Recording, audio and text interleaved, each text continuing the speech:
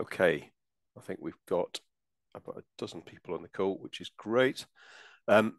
Welcome, everybody. I'll just do a quick intro.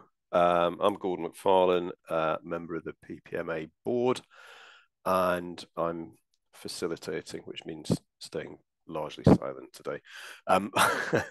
So we've got a couple of colleagues from Qualtrics who will introduce themselves in a second. We're going to run you through some of the insights from a survey that hopefully most of you managed to take part in. The webinar will be half an hour, so we'll aim to finish at 12:30. If possible, we'll build some time in for questions, and I think Grace has just said, if you've got any particular questions as we go through, put them in the chat. I'll try and pick those up, and we can, maybe pick some out towards the end. If you can just stay on mute while the presentation's happening, and also we're recording this and we will circulate it afterwards, so colleagues who haven't been able to get on the call have a chance to watch it afterwards. So without further ado, let me hand over to Bill and Phil. I think, Bill, you're going to start. Yeah. So thanks very much, Gordon. Thanks for the intro.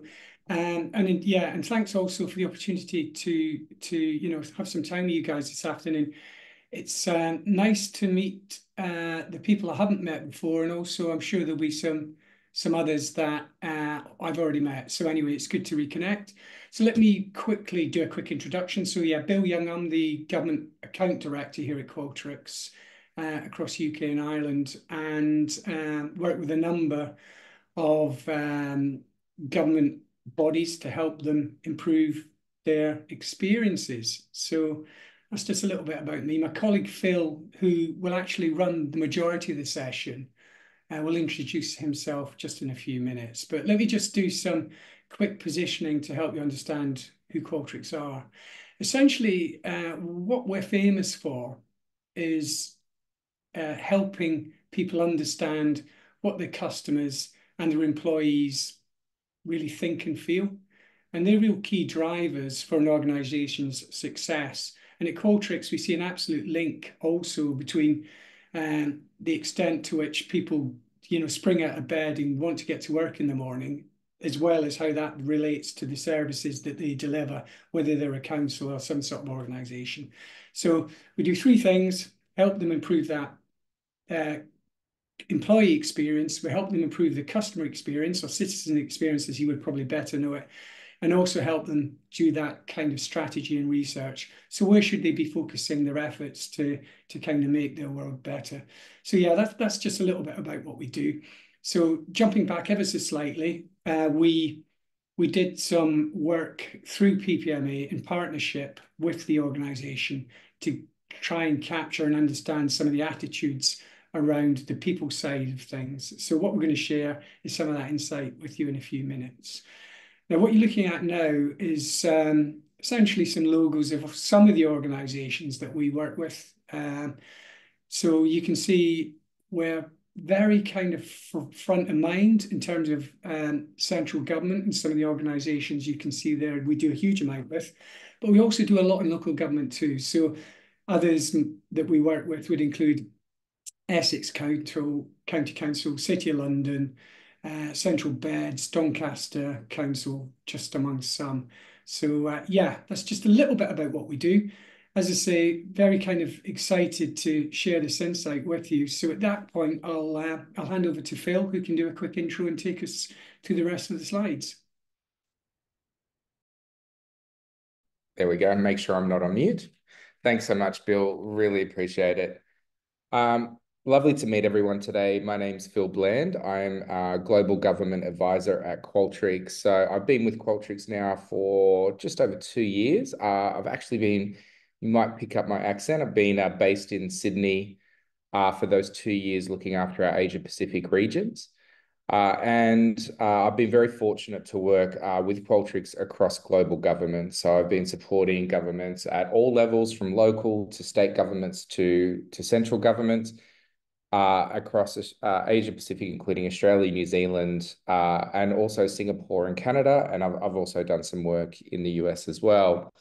Really excited. I've just relocated to London with Qualtrics, and I'm here and I'll be supporting the team as our international government advisor. So prior to joining Qualtrics, I had 15 years in state government in New South Wales and Australia, and also very deeply value local government. I had the privilege to work quite closely in my career as a customer experience and insights leader across local councils, as well as we rolled out a number of initiatives, including things like accelerating small business growth into regional towns and areas.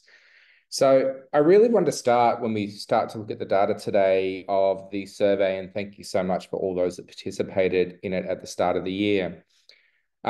We often start with this problem statement, which is relevant to any agency or organization operating in the public sector.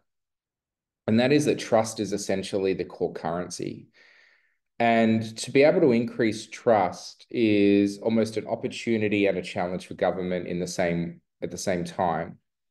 And the challenge comes from the sheer scale of what government do. The amount of incredible diversity, and I would say, local government has probably the heightened level of that diversity and interactions it offers to citizens. What you will find in central government and even state governments is often dedicated agencies to specific services. The diversity within a local council is incredibly high compared to those agencies. So the challenge, therefore, is how do you start to understand all employees and all citizen experiences and take that and use that insight as an advantage rather than a disadvantage based on the breadth of insight? And that's where we're really proud to have the intersection of the work that we do. So what I'm going to be sharing today is really focused on employee experience within government. And it's obviously quite a topic close to my heart as a 15-year public servant. I can safely say I didn't stay for the pay. I predominantly was there for the purpose. And, I look back on my career and even my partner's career, who was in government as well, and those things that you're always most proud of. And it came out in some of these survey results. But that opportunity to create a difference, to work on things that affect your community, to work on programs of work that are prominently public and that you can be proud of. And where we're taking our work now is looking at organizations, both public and private. And what we wanted to share is where people are focusing on employee experience, what are the types of improvements that they're getting? So what we're seeing is 5% of hiring costs can be avoided through candidate and employee experience programs. That's looking at getting the right candidates the right time. We know that 10% of productivity is lost due to employee experience related issues. And that's just an average. It can be greater in some organizations.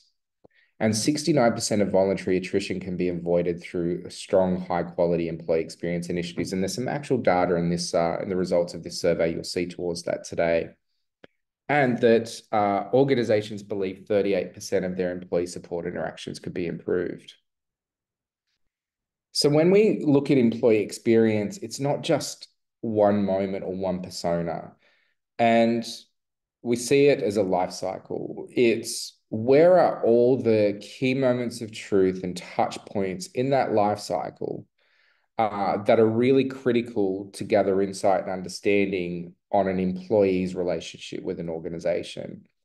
And I've had the pleasure to work across many different diverse organizations. And one of the perspectives shared with me that I really like is an employee is not just an employee. There are a number of different personas at a given point in time with a different hat on towards a different interaction.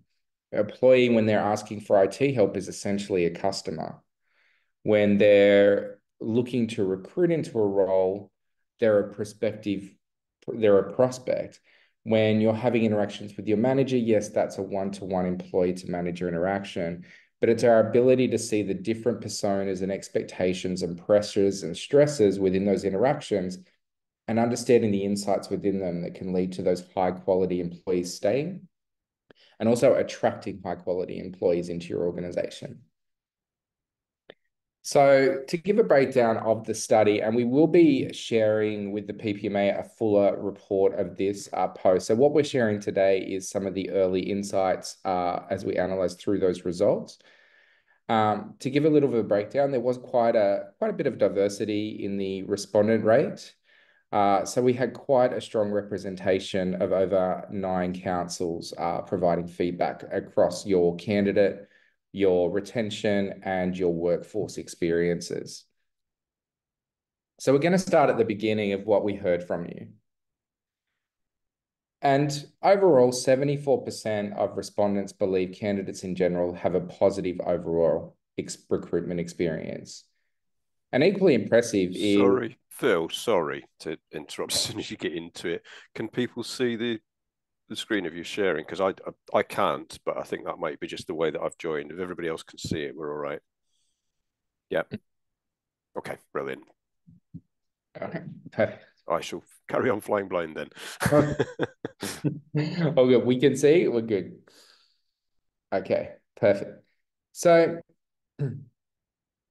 to get through, 85% of respondents feel candidate experience does have a direct impact on the service quality that you provide. That's the operational availability, your wait times, your response times or resolution times to an issue. And then also 83% of the respondents felt that it also has a direct impact on the way people interact. So the quality of the interaction that a person has with council. So the quality of the customer service received.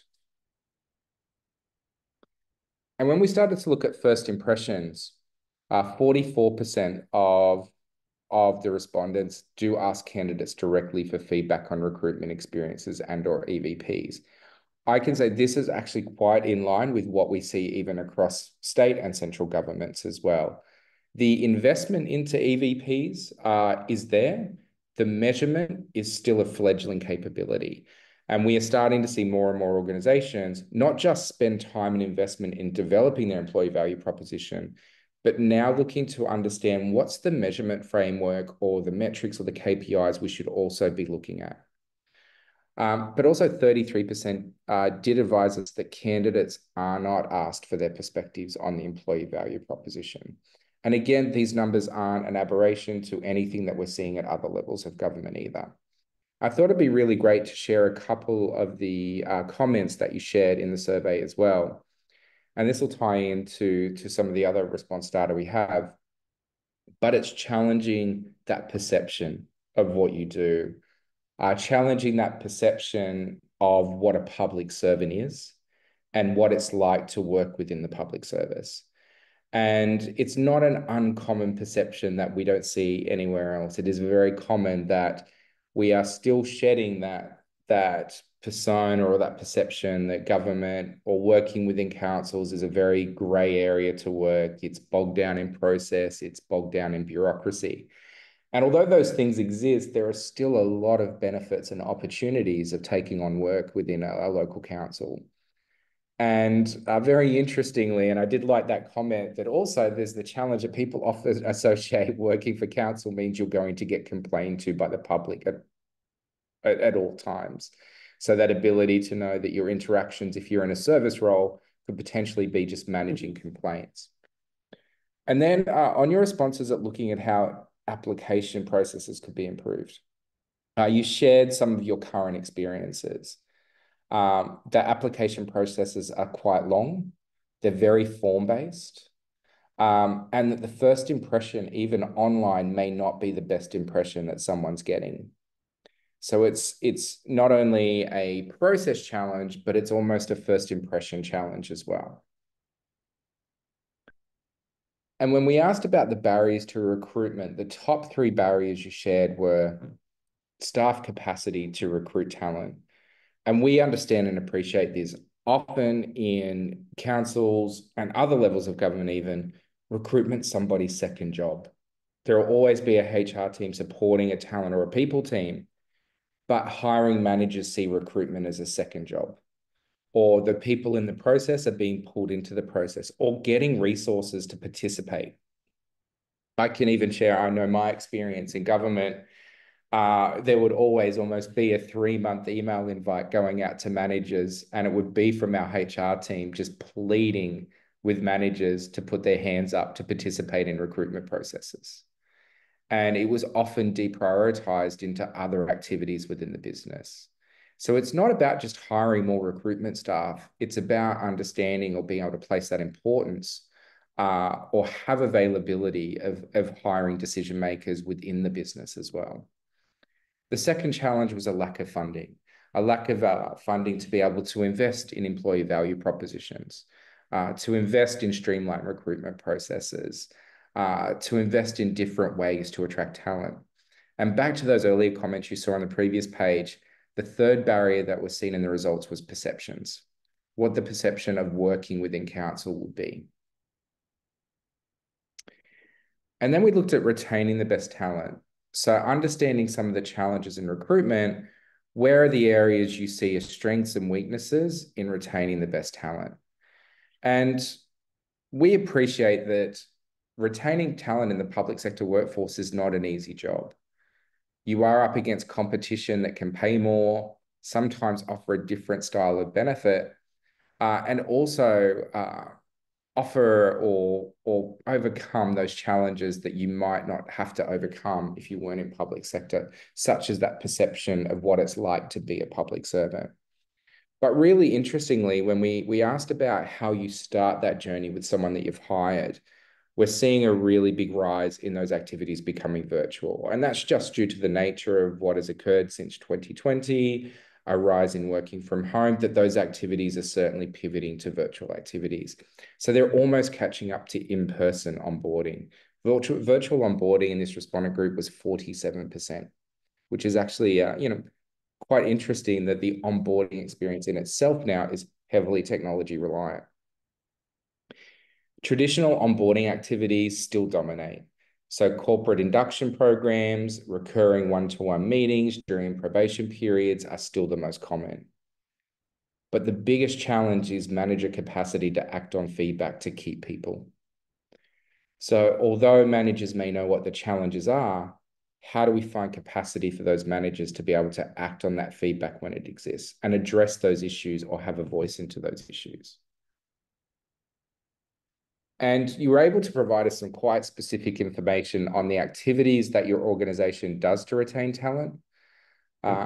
Predominantly, if we have a look through here, flexible working, employee wellbeing programs, staff benefit schemes and salary sacrifice schemes, especially within the public sector, those benefits that people often don't talk about that exist, listening to feedback or regularly soliciting those insights. And what you actually believe are the most important are listening to and acting on staff feedback, being able to provide clear paths to progression and being able to provide flexible working conditions. And also be able to ensure that salaries can just meet the market. So being able to keep up that public sector salaries can actually meet some of those standards in private sector industries. But we did find it really fascinating that your number one area that you believe is the most important to retention is actually just the fifth most common activity that's undertaken. And it's probably how we find better ways or different ways to act on feedback or to find different ways to listen where that feedback can be actioned quite quickly. And then structuring the best workforce. So this was a really fascinating insight into your workforce management plans. And a lot of you were sharing that your workforce has certainly changed. It has increased in size. 38% of the councils responding advised us that their workforce has increased in size. 20% advised it had decreased, and we had some don't knows and no change as well. But there is a rapid adaptation of the workforce. And when we asked about how those changes came about, predominantly this was with hired temporary or contract employees. And we also appreciate the challenge of temporary or contract employees are a more challenging group for a couple of reasons. One is, there is a different level of certainty in taking on those roles. They're often specialist roles. So in some areas, attrition in those roles is actually best practice, especially if it's a specific skilled worker you're bringing in for a specific project work would be a great example of that. 14% was through traditional hired employees. 13% of the changes were changes to job descriptions.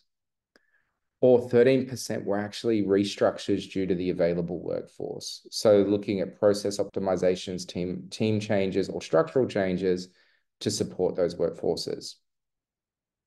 And some of the other activities that are lower in those results are common activities we are starting to see globally as well.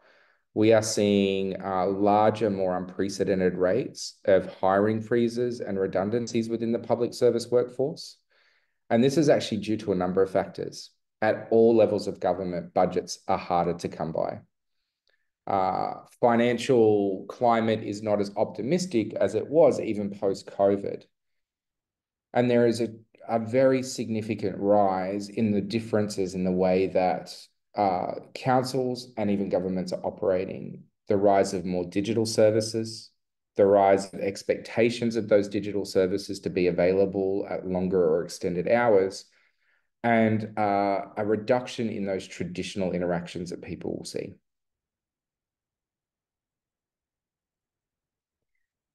And when we asked about your workforce data, you were able to quite openly share with us how your workforce data was collected.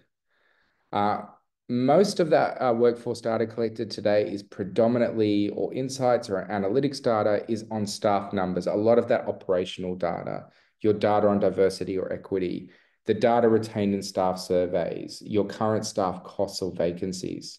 So quite a breadth of information available.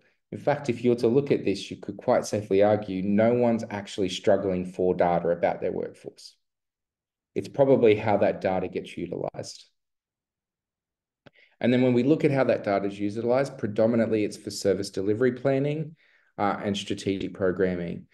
But often it's still those traditional activities of using workforce data for budget setting, daily management insights, and also scaling or forecasting workforces to meet service demands. And to share with some really key insights around how you capture voice of employee, 96% of you told us your organization survey staff on experiences. So surveys are still the most traditional predominant tool to understand employee experience insights. Frequency, though, is quite low. 50% of organizations rely on annual surveys. 32% of the respondents told us that their organizations relied on biannual surveys. So as we can see, those traditional cycles of feedback are still quite prominent in a lot of areas. And we appreciate that comes down to a number of factors that can be tied to senior leadership metrics. It could be tied to reporting cadences of engagement scores. What we're seeing though now is a lot of organizations starting to question whether that frequency is high enough or relevant enough. Do you really want to be waiting 6 months to understand employee pain points? How could more shorter, easier, frequent survey or pulsing programs allow resolution to small issues before they become big issues? And then when we look at survey data, there was some really interesting insight here that there is a strong belief in the quality of the data. However, it does vary.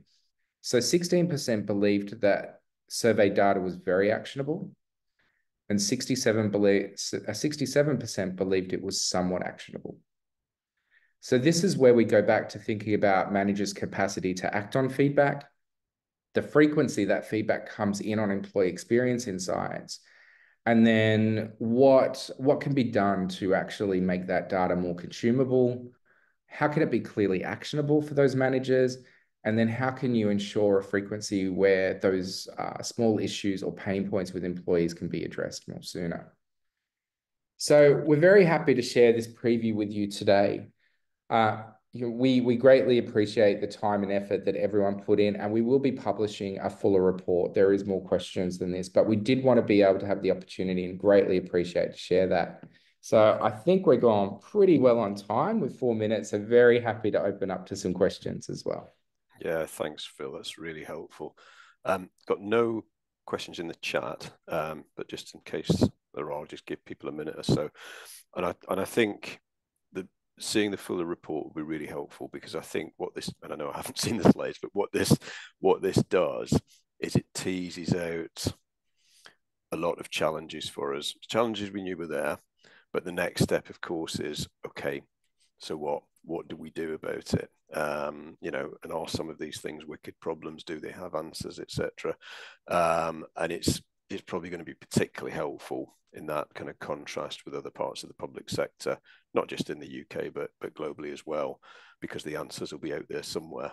And I think there's something about modernizing, and we've talked a lot, the PPMA, around that sort of brand image versus reality of what's happening, how you attract and retain in difficult circumstances. It's not all about pay and conditions, etc. You know, there's lots more to it. Just picked up a question in the chat. Oh yeah, are we okay to circulate the slides afterwards? Yeah, we absolutely are, Gordon. Yeah. We're more than happy to circulate. Fantastic. And I think you summed it up quite beautifully. These pain points are not unique to local councils or even to the UK. Yeah, I think we're seeing, you know, the work that we're doing globally, we're seeing this recurring trend. And there's a couple of factors that we do see there as well. Burnout in the public servant workforce is still a prominent issue. When we look back to COVID, there was no furlough for the public service. There was no reprieve. And it was an expectation at the end of COVID to go back to normal quite quickly. And normal had changed and workforces have changed. I can share there's a large debate in Australia around return to office right now. And there are wildly different approaches occurring on return to office. And everyone has a different data set on productivity. Yeah. I would say, I'll say it a bit more controversially, but I think if you really wanted to try hard enough, you could find a data set on productivity to suit any argument when it comes to return to office. And I think what we are seeing where organizations are doing that well is they're having the conversations on work from anywhere rather than it being an all or nothing office or home proposition. And we're seeing some real creativity in that as well, which is what other physical sites are available? How do you bring teams together? How do you find optimal collaboration versus where the physical site is of where the person's chair is? So absolutely be happy to share more into the insights of this data as well. Teeing this up for another webinar another day, I think. There's a whole webinar on that one. Yeah. Exactly. Yeah. And someone's just, again, Chrissy, work is what you do, not where you do it, which is a nice strap line. Yeah.